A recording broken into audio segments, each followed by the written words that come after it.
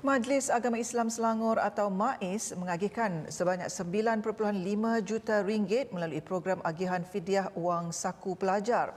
Ia bagi membantu 19,000 pelajar dalam kalangan asnaf fakir miskin dan miskin sementara di seluruh Selangor. Setiausaha MAIS Muhammad Sabirin Muhammad Sarbini berkata, program ini bertujuan membantu mengurangkan beban harian keluarga pelajar yang layak mendapat bantuan ini dari segi perbelanjaan makanan sekolah anak-anak mereka.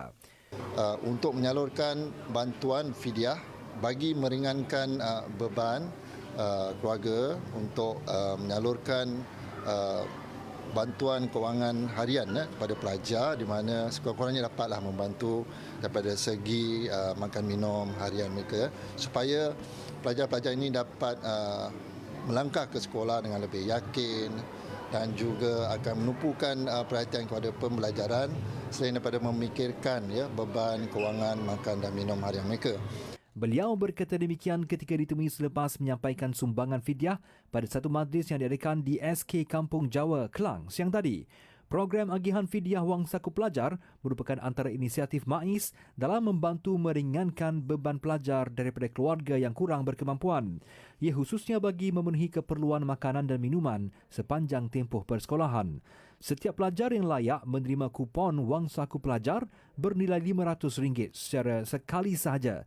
Kupon tersebut boleh digunakan di kantin sekolah yang ditetapkan bagi pembelian makanan dan minuman dengan nilai RM5 sehari.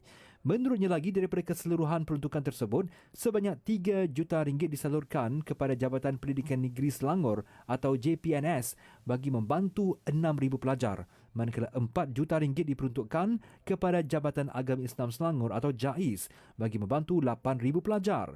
Baki RM2.5 juta pula diperuntukkan kepada Institusi Pengajian Tinggi Awam atau IPTA dan Institusi Pengajian Tinggi Swasta IPTS. Program Malaysia Berselawat yang berlangsung meriah di Nasional